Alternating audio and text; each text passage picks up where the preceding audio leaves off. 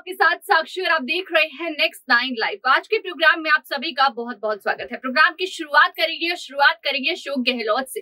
कांग्रेस में जिस तरह से अशोक गहलोत को जल्द ही राष्ट्रीय अध्यक्ष पद मिल सकता है, जल्द ही उनका नाम जो है उसका ऐलान हो सकता है, लेकिन इसी बीच राष्ट्रीय अध्यक्ष पद पर बैठने से पहले अशोक गहलोत कुछ ज्यादा ही बोलने लगे। ये बात हम नहीं, ये बात खुद बीजेपी कह रही है।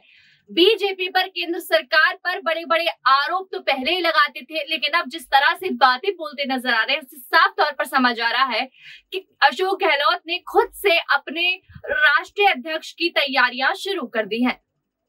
इसी बारे में हम चर्चा करेंगे कि ऐसी क्या क्या बातें हैं या अशोक गहलोत ऐसी क्या क्या चीजें हैं जिनको लेकर जो है बातचीत करने की कोशिश कर रहे हैं। क्या वो सही मायनों में राष्ट्रीय अध्यक्ष पर बैठने के काबिल है या नहीं है, इस पर हम जानने की कोशिश करेंगे, जिसके लिए हमारे साथ मौजूद है प्रज्ञा। आपका बहुत बहुत स्वागत है। जी साक्षी। प्रज्ञा, कुछ छोटे मोटे सवालों से ही मैं जानना चाहूंगी और अपने दर्शकों को भी हम चाहेंगे बताना, जिस तरह से अशोक गहलोत को देखा गया। अशोक गहलोत लगातार काफी एक्टिव रहते हैं इन चीजों में और लगातार चाहे विपक्ष के मुद्दों पर बातचीत करना हो या केंद्र सरकार के जो मुद्दे हैं उन पर कुछ बोलना हो, कड़े फैसलों पर तंज कसना हो, तो हमेशा अशोक गहलोत आगे रहते हैं। हालांकि वो ऐसे स्टेटमेंट्स भी दे देते हैं जो विवादित बन जाते हैं, लेकिन इस वक्त प्रधानमंत्री नरेंद्र मोदी पर निशाना साधते हुए नजर आए फिर से एक नए मुद्दे पर।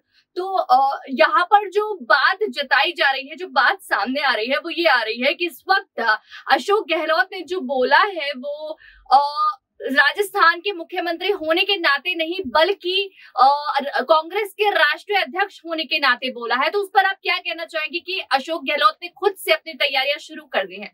जी बिल्कुल, देखिए कहीं ना कहीं जिस तरह से अशोक गहलोत एक के बाद एक बयान दे रहे हैं, उससे एक चीज तो साफ है कि वो ये जानते हैं कि वाकई कांग्रेस पार्टी में कोई बड़ा पद उन्हें मिलने वाला है। अब अगर सीएम से बड़ा कोई पद है तो वो साफ तौर पर कह सकते हैं कि वो है राष्ट्रीय अध्यक्ष का पद। हालांकि अभी तक आधिकारिक तौर पर कोई घोषणा नहीं हुई है, लेकिन जिस तरह से सोनिया गांधी से मुलाकात वो लगातार कर रहे हैं, एक बात साफ है कि इस मामले में अब उन्हीं की ताजपोशी होगी, कांग्रेस पार्टी कमान उन्हीं के हाथ में आएगी, जिसके बाद कहीं ना कहीं एक बार फिर से सत्ता का घमंड उनके सर पे चढ़ता हुआ दिख रहा है। ये बात हमारी नहीं है कहनी, ये बात कह रहे हैं राजस्थान के केंद्रीय मंत्री गजेंद्र सिंह शेखावत। लगातार वो अशोक गहलोत को लेकर ये कहते हुए नजर आते हैं कि जब भी बात उनकी सत्ता पर आती है, उनकी कुर्सी पर आती है, कहीं ना कहीं वो बौखला जाते हैं। लेकिन बौखलाहट में ऐसे बयान देते हैं जिसकी वजह से बीजेपी को एक मौका मिल जाता है पूरी की पूरी कांग्रेस पार्टी का घेराव करने का। और जिस तरह से एक बार फिर से बीजेपी ने अशोक गहलोत को लेकर इस तरीके की चीज यहाँ पर कह दी है, तो कहीं ना कहीं साफ तौर पर कहा जा सकता है साक्षी कि शायद अशोक गहलोत की ताजपोशी तय है और यही वजह है कि वो अब एक के बाद एक बीजेपी पर हमले बोल रहे हैं। जिस तरह से उन्होंने हाल ही में पीएम मोदी पर भी हमला बोला था, वादा फरोशी करने का, कि एक वादा उन्होंने किया था चुनावी दौर में राजस्थान की जनता से, लेकिन अभी तक उसे पूरा नहीं किया गया। वादों की बात की आपने प्रज्ञा, के वादे जो है पूरे नहीं किए, तो कई ऐसी चीजें हैं, कई ऐसे मुद्दे हैं जिन पर वो बातचीत करते हुए नजर आते हैं। एक वीडियो आपको दिखाना चाहेंगे, ये ऐसी वीडियो है जहां प्रधानमंत्री पर वो हमला बोलते हुए नजर आए, कई ऐसी बातें बोलते हुए नजर आए जहां ये समझ आ रहा है कि इस वक्त वो राष्ट्रीय अध्यक्ष, कांग्रेस के राष्ट्रीय अध्यक्ष होने के नाते ये शब्द का इस्तेमाल कर रहे हैं। तो देखिए ये वीडियो। साथियों, हमारे साथ राजस्थान के मुख्यमंत्री अशोक गहलोत जी हैं, क्या आपको अभी संबोधित करें।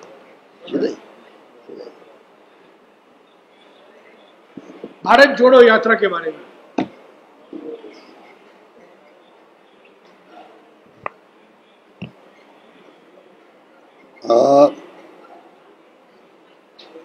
ये ऐतिहासिक यात्रा जो प्रारंभ हो रही है, इसका महत्व पूरा मुल्क समझ रहा है और राहुल गांधी जी ने जिस रूप में ये निर्णय किया भारत जोड़ो, उदयपुर डिक्लेरेशन के आधार पर सोनिया जी के सानिध्य में निर्णय हुआ और आप देख रहे हैं कि भारत जोड़ो, जोड़ो जोड़ो भारत जोड़ो। तो ये क्यों नौबत आई, इसके मर्म को समझना पड़ेगा कि जिस प्रकार का माहौल बना देश के अंदर, ऐसा माहौल आज़ादी के बाद में पहली बार बना है जहाँ नफरत, तनाव, हिंसा का माहौल है। पूरा देश चिंतित है इस बात को लेकर के। हम प्रधानमंत्री से बार बार रिक्वेस्ट कर रहे थे कि आपको चाहिए कि आप ये अपील करें देशवासियों से कि देश पूरे में प्रेम, भाईचारा, सद्भावना होनी चाहिए और मैं किसी कीमत पर हिंसा को बर्दाश्त नहीं करूंगा। आज तक उन्होंने ये बात नहीं कही है और आप देखते हैं कि ध्रुवीकरण इतना बड़ा हो चुका है देश के अंदर कि जातियों में, वर्ग में, धर्म के नाम पर नफरत पैदा हो गई है। ये देश अगर इसको नहीं संभाला गया तो ये गृह युद्ध की तरफ जा सकता है। तो राहुल गांधी की जो सोच है, उन्होंने साबरमती आश्रम से शुरुआत करी, गांधी जी के दांडी मार्च की शुरुआत हुई। सत्य अहिंसा के पुजारी थे गांधी जी, पूरी दुनिया मानती है, अंतर्राष्ट्रीय अहिंसा दिवस मनाते हैं उनके जन्म दिवस को। ये भी सोनिया गांधी जी और मनमोहन सिंह जी की देन है कि कन्विंस किया यूएन को, और आज पूरी दुनिया जो है एक साथ में 2 अक्टूबर को मनाती है अंतर्राष्ट्रीय अहिंसा दिवस। तो अहिंसा का जो मुल्क हमारा है, मैसेज देने वाला गांधी के नाम से, उस देश में नफरत की कहाँ जगह है, घृणा की कहाँ जगह है। राहुल जी बार बार कहते हैं भय होता है, जहाँ डर होता है वहाँ हिंसा होती है। ये निर्णय ऐतिहासिक निर्णय है राहुल गांधी जी का।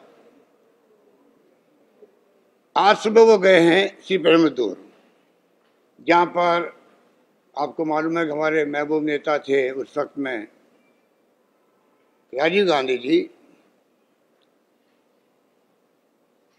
वो शहीद हो गए, शिकार हो गए।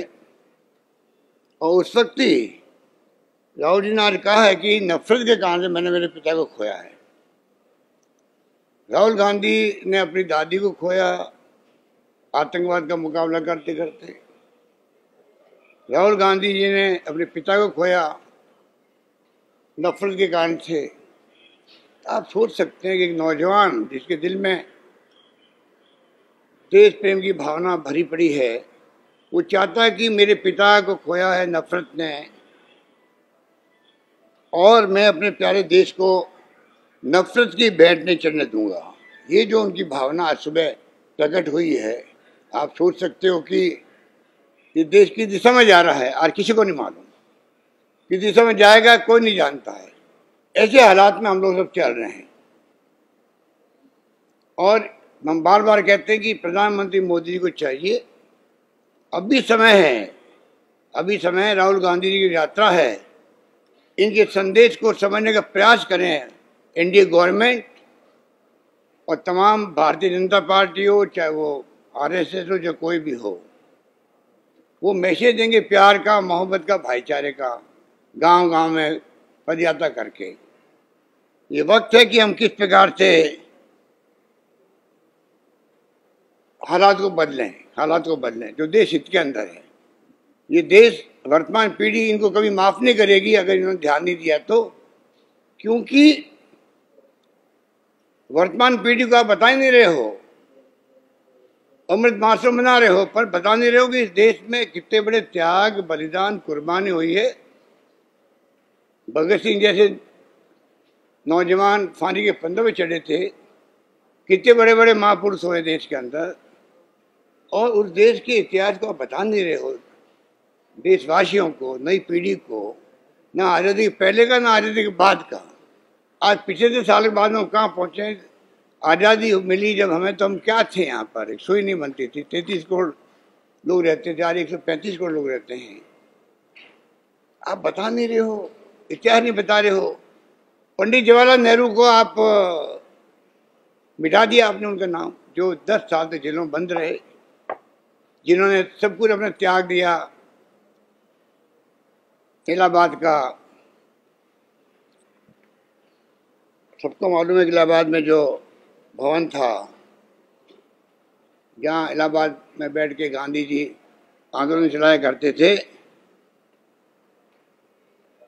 स्वराज भवन त्याग दिया, दे दिया, देश को दे दिया।